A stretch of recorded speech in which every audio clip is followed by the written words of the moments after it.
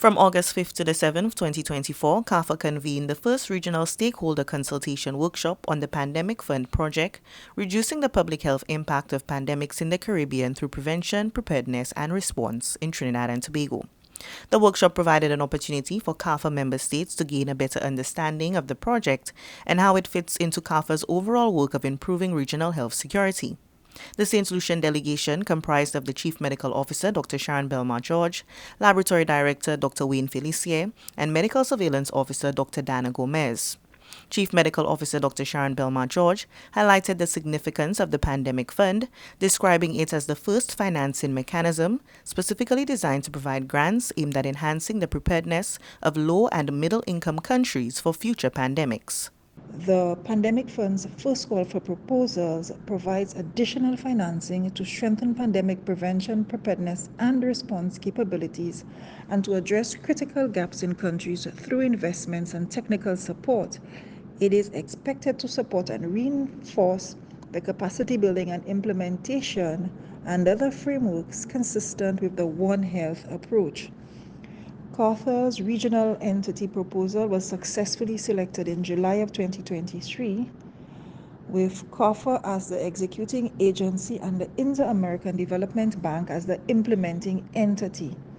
So based with this regional project and CARPHA as the beneficiary, the member states, which St. Lucia is a member of, will serve to support CARPHA in reducing the public health impacts of pandemics in the Caribbean region.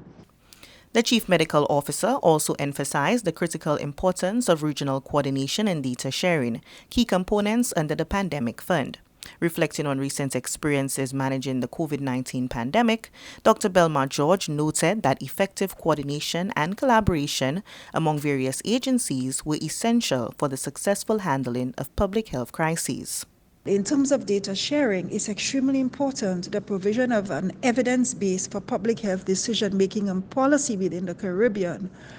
It's important that we get accurate, reliable, timely, and relevant public health information to ensure that the decisions are made are based using evidence-based data.